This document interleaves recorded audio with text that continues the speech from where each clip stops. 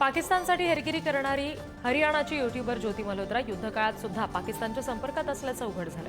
भारताचं ऑपरेशन सिंदूर सुरू असताना ज्योती मल्होत्रानं पाकिस्तानच्या खुफिया अधिकाऱ्यांना थेट संपर्क साधला होता, अशी माहिती एसपी शशांक कुमार सावंत यांनी दिली। ज्योती मल्होत्रा पाकिस्तानसोबतच चीनसाठी सुद्धा हेरगिरी करत असल्याचा संशय व्यक्त होतोय। ज्योती मल्होत्रा पाकिस्ताननंतर चीनला सुद्धा गेली होती आणि यावेळी ती चीनच्या खुफिया अधिकाऱ्यांना भेटली का याचाही तपास सुरू असल्याची माहिती हरियाणाच्या हिसार पोलिसांनी दिली आहे। युट्यूबर ज्योती मल्होत्रानंतर आता तिची मैत्रीण प्रियंका सेनापतीची सुद्धा चौकशी केली जाते। प्रियंका सेनापती ही ओडिशाच्या पुरीमध्ये राहणारी युट्यूबर आहे। प्रियंका सुद्धा ज्योतीबरोबर पाकिस्तानात गेली होती आणि त्यामुळे प्रियंका सेनापतीची सुद्धा पोलीस चौकशी करतात। युट्यूबर ज्योती मल्होत्राच्या मैत्रिणीची ही चौकशी होणार आहे। ज्योती मल्होत्रानं पाकिस्तानच्या पंजाब प्रांताची मुख्यमंत्री आणि माजी पंतप्रधान नवाज शरीफ यांची मुलगी मरियम शरीफ यांचीही भेट घेतली होती। शिवाय मरियम शरीफ यांचा इंटरव्ह्यू केल्याचं सुद्धा आता उघड झालंय। उत्तर प्रदेश एटीएसने रविवारी एका मोठ्या कारवाईत रामपूर इथे रहिवासी असलेल्या शहजाद या व्यक्तीला मुरादाबादमधून अटक केली आहे। शहजादवर पाकिस्तानी गुप्तचर यंत्रणा आयएसआयसाठी हेरगिरी केल्याचा आरोप आहे। त्यानं गोपनीय माहिती पाकिस्तानला पुरवली असा संशय आहे। शहजाद हा बराच काळ पाकिस्तानच्या संपर्कात होता। तो अनेक वेळा पाकिस्तानात जाऊन आलाय। देशातील काही स्लीपर सेल्सना आर्थिक मदत पुरवण्यात सुद्धा त्याचा सहभाग असल्याचं सांगितलं जातं। परराष्ट्र मंत्री एस जयशंकर आजपासून 3 दिवसाच्या परदेशी दौऱ्यावर आहेत। नेदरलँड, जर्मनी आणि डेन्मार्क देशाच्या दौऱ्यावर ते असणार आहेत। भारत-पाकिस्तान तणावाच्या नंतर एस जयशंकर यांचा हा पहिलाच विदेश दौरा आहे। पाकिस्तानकडून दहशतवादाला कसं पाठबळ दिलं जातं याची माहिती जयशंकर देणार आहेत। लष्कर-ए-तोयबाच्या एका दहशतवाद्याला पाकिस्तानमध्ये ठार करण्यात आले। अज्ञात हल्लेखोराच्या हल्ल्यामध्ये सैफुल्ला खालिद ठार झाला। सैफुल्लावर आरएसएस मुख्यालयामध्ये हल्ला करण्याचा कट रचण्याचा आरोप होता। सैफुल्ला लष्कर-ए-तोयबाचा टॉप दहशतवादी असून अज्ञाताच्या हल्ल्यात तो ठार झाला। पाकिस्तानला नाणेनिधीच्या नव्या 11 अटींची वेसण घातली गेली आहे। भारतासोबतच्या संघर्षानंतर 2.5 लाख कोटी रुपयापेक्षा अधिक म्हणजे 18% जास्त संरक्षण खर्च राखून ठेवण्याच्या सूचना दिल्या, तर कृषी उत्पन्नावर सुद्धा कर लावण्यासाठी नवीन कायदे बनवण्याच्या सूचना दिल्या गेलेल्या आहेत।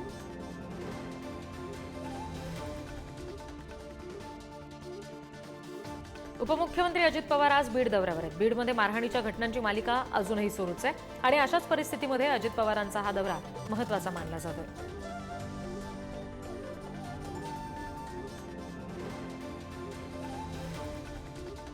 आजचा बीड दौरा तुर्तास स्थगित करण्यात आलाय। शिवराज दिवटे मारहाण प्रकरणाच्या निषेधात बीड बंदची हाक देण्यात आली होती। मनोज जरांगे पाटील आणि सर्व बांधवांशी चर्चा करून पुढील दिशा ठरवली जाणार आहे असं सांगितलं गेलेलं आहे।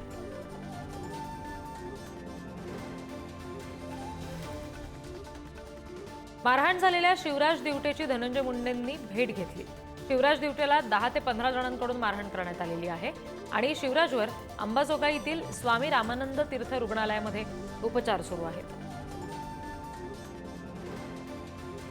सूरजला मारायला कोण कोण याचा तपास पोलिसांनी बऱ्यापैकी केलेला आहे आणि माझ्या माहितीने काल पोलीस अधीक्षकांनी स्वतः स्टेटमेंट दिलेलं आहे की याच्यात कसल्याही प्रकारचे जातीपातीचे आणि धर्माचे या कारणामुळे भांडण झालेलं नाही। आता त्याचं नेमकं कारण काय ते काही दिवसात पोलीस या ठिकाणी नक्की सांगतील। बीडमधील शिवराज दिवटे मारहाण प्रकरणातील आरोपींचा आणखी एक व्हिडिओ समोर आलाय आणि या आरोपींनी परळी तालुक्यातील नंदागौळ इथे एका युवकाला मारहाण केली होती। या आरोपींचा जुना व्हिडिओ सोशल मीडियावर व्हायरल होतोय। सरपंच संतोष देशमुख हत्या प्रकरणाची आज सुनावणी आहे। बीडमधील विशेष मकोका न्यायालयात सुनावणी पार पडणार आहे। आजच्या सुनावणीत काय होणार याकडे लक्ष लागले। पुरंदर विमानतळ भूसंपादन बाधित शेतकऱ्यांच्या भेटीनंतर शरद पवारांनी मुख्यमंत्री फडणवीस आणि अजित पवारांना फोन केला। फडणवीसांचा फोन व्यस्त असल्यानं त्यांनी थेट अजितदादांना फोन लावून त्यांच्याशी संवाद साधला। यावेळी त्यांनी बैठक घेऊन शेतकऱ्यांच्या समस्या सोडवाव्यात अशा सूचना देखील केल्या।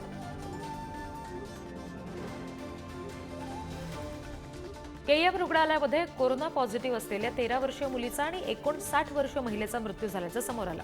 मात्र या दोन्ही रुग्णांचा मृत्यू कोविडमुळे नाही तर इतर गंभीर आजारामुळे झाल्याचा दावा रुग्णालय प्रशासनाकडून करण्यात आला। दहिसरच्या गणपत पाटील नगरमध्ये 2 कुटुंबांमध्ये तुफान हाणामारी झाली. या हाणामारीत 3 जणांचा मृत्यू झाल्याची माहिती आहे. यामध्ये 6 जण जखमी झाले. कुटुंबियांच्या जुन्या वादातून ही हाणामारी झाल्याची माहिती आहे. सोलापूरमध्ये लागलेल्या आगीमध्ये आतापर्यंत 8 जणांचा मृत्यू झाला. सोलापुरात आगीत अडकलेल्या 5 जणांना बेशुद्ध अवस्थेत अग्निशमन दलाच्या जवानांनी बाहेर काढलं. मागील जवळपास 13 तासापेक्षा अधिक वेळ कारखान्यामध्ये आग धुमसत होती.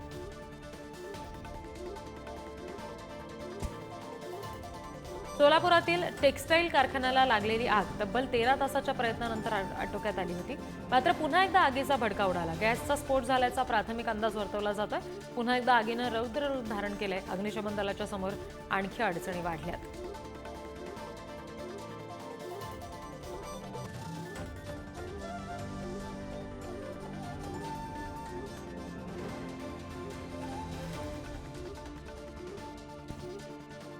मुख्यमंत्र्यांकडून सोलापुरातील मृतांच्या कुटुंबियांना 5 लाखांची मदत जाहीर करण्यात आली. मुख्यमंत्री सहायता निधीतून ही मदत केली जाणार आहे. तर पंतप्रधान मोदींकडून सुद्धा मृतांच्या कुटुंबियांना 2 लाखांची मदत जाहीर केली गेली आहे.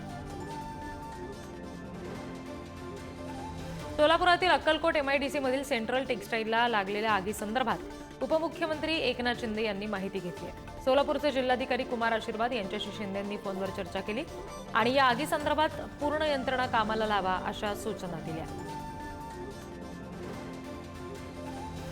नागपूर अपात्र शिक्षक नियुक्ती घोटाळ्याच्या चौकशीसाठी SIT स्थापन करण्यात आलेली आहे. DCP राहुल मदने यांच्या नेतृत्वात SIT शिक्षक भरती घोटाळ्याची चौकशी करणार आहे. या SIT मध्ये सदर पोलीस स्टेशनचे वरिष्ठ पोलीस निरीक्षक मनीष ठाकरे आणि सायबर पोलिसांचाही समावेश आहे. राज्यात आजपासून मुसळधार पावसाची शक्यता हवामान खात्यानं वर्तवली. विशेषतः कोकण, मध्य महाराष्ट्र आणि विदर्भाच्या काही भागात जोरदार सरी बरसतील असा अंदाज आहे.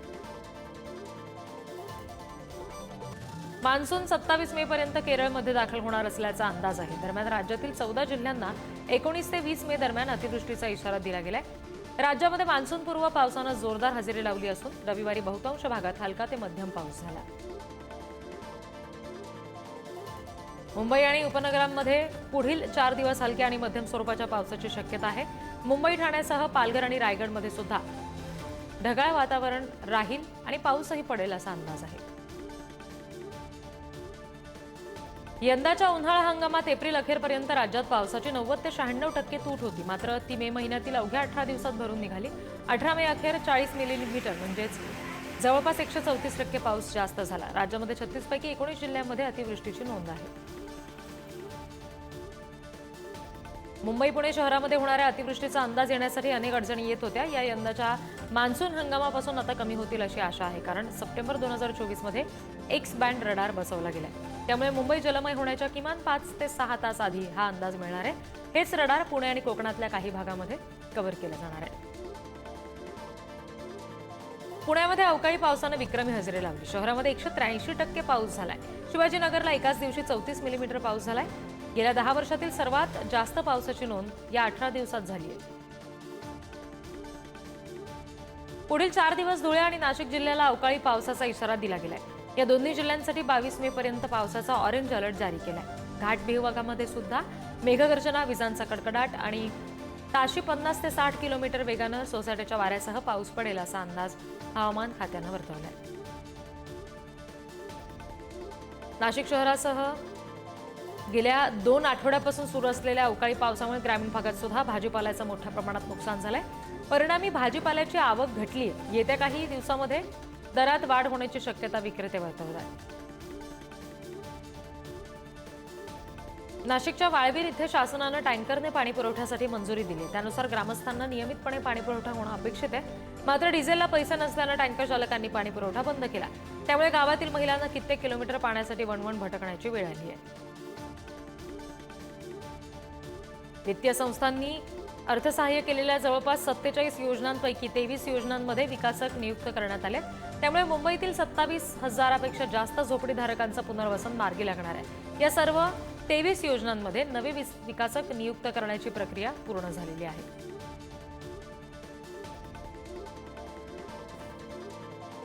पुणे महानगर परिवहन महामंडळाच्या बसमधून फुकट प्रवास करणाऱ्या प्रवाशांबरोबरच विलंबानं तिकीट घेणाऱ्यांवर सुद्धा दंडात्मक कारवाई करण्यात येणार आहे. त्यासाठी मोबाईल ॲप ऑनलाईन तिकीट प्रणाली विकसित केली आहे. या ऑनलाईन ॲपला तांत्रिक अडचण आल्यास किंवा सुट्ट्या पैशांवरून वाद टाळण्यासाठी अत्याधुनिक ई मशीन सुविधा उपलब्ध केलेली आहे. पीएमपीएल बसच्या तिकीट दरवाढीच्या विरोधात आम आदमी पार्टीनं विरोध दर्शवला. या दरवाढीच्या विरोधात आपच्या वतीनं पुण्यातील स्वारगेट चौकात आंदोलन करण्यात आलं. तिकीट दरवाढीमुळे प्रवासी घटतील, वाहतूक कोंडी, प्रदूषण वाढेल या कारणांमुळे विरोध दर्शवला गेला. पुण्यामध्ये स्वस्त सार्वजनिक वाहतूक व्यवस्था हेच धोरण राबवण्याची आम आदमी पार्टीची मागणी आहे. मुंबईसह राज्यभर 11वी ऑनलाईन प्रवेशासाठी असलेले संकेतस्थळ सोमवारपासून खुलं केलं जाते. पहिले 2 दिवस सरावासाठी असणार आहेत आणि त्यानंतर 21 मे पासून प्रत्यक्ष ऑनलाईन अर्ज करावा लागणार आहे. 11वीला प्रवेश घेताना विद्यार्थ्यांना ऑनलाईन अर्ज दाखल करणं अनिवार्य असेल. संपूर्ण राज्यभरात यंदा प्रथमच 11वी प्रवेशाची प्रक्रिया ऑनलाईन पद्धतीनं होणार आहे. यावर्षी 10वी उत्तीर्ण झालेल्या 14 लाखापेक्षा जास्त विद्यार्थ्यांसाठी जागा उपलब्ध आहेत आणि यंदा 10वीला उत्तीर्ण झालेल्या विद्यार्थ्यांपेक्षा तब्बल 6 लाख जास्त जागा आहेत. सीबीएसई संलग्न शाळांमध्ये लवकरच शुगर बोर्ड स्थापन केलं जाणार आहे. मुलांमध्ये मधुमेहाच्या वाढत्या घटनांबद्दल चिंता व्यक्त करत सीबीएसईनं साखर मंडळ स्थापन करण्याचे निर्देश जारी केले. गेल्या दशकामध्ये मुलांमध्ये टाईप 2 मधुमेहात लक्षणीय वाढ झाल्याचं निदर्शनास आलं. बुलढाणा शहरावर सध्या पाणी संकट आहे. आधीच 10 ते 12 दिवसाआड पाणी पुरवठा होतो आणि त्यातही दूषित पाणी पुरवठा होत असल्यानं नागरिक संतापले. वेळेवर पाणी येत नाही त्यामुळे नागरिक त्रस्त आहेत. आता दूषित पाणी येत आहे त्यामुळे त्यांच्या आरोग्याला सुद्धा धोका निर्माण झालाय. भिवंडीमध्ये मुंबई नाशिक महामार्गालगत वडपा इथे शालिमार ढाब्यावर जेवण्यासाठी आलेल्या 2 ग्राहकांमध्ये वाद झाला. यावेळी किरकोळ कारणावरून 2 गटात तुंबळ हाणामारी झाली आणि या घटनेप्रकरणामध्ये आता गुन्हा नोंदवला गेला. 13 कोटींच्या एमडी ड्रग्जसह 5 जणांना परिमंडळ 6च्या एटीएस आणि आरसीएफ पोलिसांच्या संयुक्त पथकानं अटक केली. गेल्या 2 महिन्यांमध्ये या पथकानं मुंबईसह नवी मुंबईमध्ये ही कारवाई केली. 19 मार्चला पथकानं एका तरुणाला एमडी ड्रग्जसह अटक केली होती. गडचिरोली महामार्गावर युटर्न घेत असताना मागून येणाऱ्या भरधाव ट्रकनं कारला धडक दिली. त्यामुळे भीषण अपघात झाला. या अपघातात 4 जणांचा जागीच मृत्यू झाला तर एकाचा उपचारादरम्यान मृत्यू झाला. भरधाव टिप्परनं दुचाकीला धडक दिल्यानं एकाचा जागीच मृत्यू झाला. 1 जण गंभीर जखमी आहे. भंडाऱ्यातील मोहाडी तालुक्यातील पालोरामध्ये ही घटना घडली. घटनेत आशिष वालदेचा मृत्यू झालाय. गणेश साठवणे गंभीर जखमी आहे. टिप्पर चालक मात्र घटनास्थळावरून फरार झालाय. पोलीस त्याचा शोध घेत आहेत. पुण्याच्या मावळ तालुक्यामध्ये पाचाने गावातल्या खाणीमध्ये एका 9 वर्षीय मुलाचा बुडून दुर्दैवी अंत झाला. खाणीत पोहण्यासाठी गेलेला असताना त्याला पाण्याचा अंदाज आला नाही आणि तो बुडाला. बीडच्या एका गावाजवळ कंटेनरला भीषण आग लागली. अचानक लागलेल्या आगीनं रौद्र रूप धारण केलं. वाहतूक काही काळासाठी विस्कळीत झाली होती. आगीमध्ये कंटेनरमधील साहित्याचं मोठं नुकसान झालंय पण आगीचं कारण अस्पष्ट आहे. कोकणातील रत्नागिरी जिल्ह्यामध्ये लोटे औद्योगिक वसाहतीमध्ये भीषण आग लागली. एका रासायनिक कारखान्याला आग लागल्याची माहिती आहे. अग्निशमन दलाकडून आगीवर नियंत्रण मिळवण्यात यश आलं गेलंय आणि रासायनिक कारखान्याला आग लागल्यामुळे परिसरात आता आणखी काही कारखान्यांमध्ये सायरन वाजवून अलर्ट दिला गेलाय.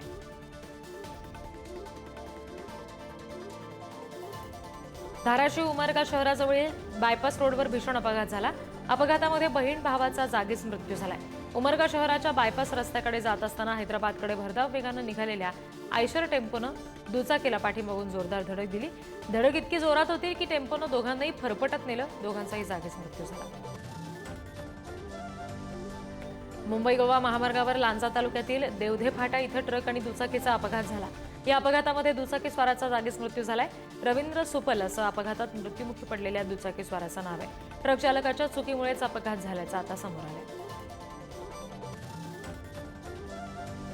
आज लखनौ सुपर जायंट्स विरुद्ध हैदराबाद असा आयपीएल सामना पार पडणार आहे. संध्याकाळी 7:30 वाजता सामना खेळवला जाईल. इकाना स्टेडियमवर हा सामना होणार आहे.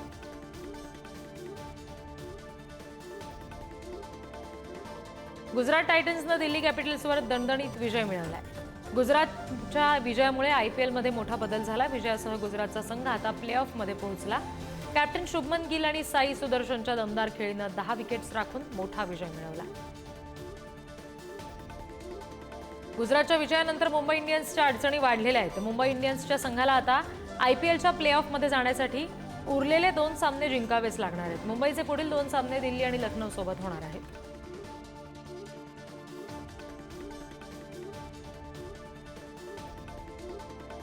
बॉलिवूडचे लोकप्रिय गीतकार, लेखक, कवी जावेद अख्तर यांनी पाकिस्तानवर सडकून टीका केली. माझ्यासमोर नरक आणि पाकिस्तान असे 2 पर्याय असतील तर मी नरक हा पर्याय स्वीकारेन, असं ते म्हणाले. एका धर्मातले लोक मला काफिर म्हणतात तर दुसऱ्या धर्मातले मला जिहादी म्हणतात, अशी खंतही त्यांनी व्यक्त केली.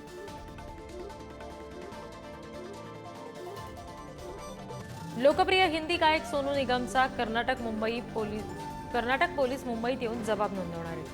कन्नड भाषेवरील वादग्रस्त विधानानंतर कर्नाटकच्या न्यायालयाच्या आदेशानुसार हा जबाब नोंदवला जाणार आहे. त्यानं सहकार्य केल्यास दंडात्मक कारवाई होणार नाही, असंही न्यायालयानं म्हटलं. अजय देवगनच्या रेड 2 ने 16व्या दिवशी बॉक्स ऑफिसवर तब्बल 3 कोटींचा गल्ला जमवला. हा चित्रपट 150 कोटीचं कलेक्शन करेल असा विश्वास निर्मात्यांना वाटतोय.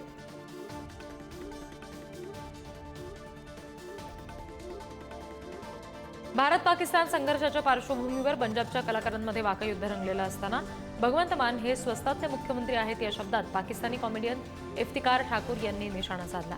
तर पाकिस्तानात दुष्काळ आहे असं भगवंत मान म्हणाले होते. सैफ अली खान आणि राणी मुखर्जी यांच्या भूमिका असलेला सुपरहिट म्युझिकल सिनेमा हम तुम विषयी दिग्दर्शक कुणाल कोहली यांनी वेळीच माहिती दिलेली आहे. सैफनं साकारलेली भूमिका ऋतिक रोशन, आमिर खान, विवेक ओबेरॉयनं नाकारली होती. मात्र सैफनं ती रंगवत राष्ट्रीय पुरस्कार पटकावला, असं देखील ते म्हणाले. टिप टिप परसा पानी या रवीना टंडनच्या गाण्यावर लेख राशा थडानीने ठेका धरला. तर मेरा दिल तोता बन जाए या चंकी पांडेंच्या गाण्यावर लेख अनन्या पांडे थिरकताना दिसली. त्यांनी 23व्या झी सिने अवॉर्ड्समध्ये परफॉर्मन्स सादर केला. राशा लवकरच आझाद या सिनेमातून पडद्यावर आगमन करणार आहे.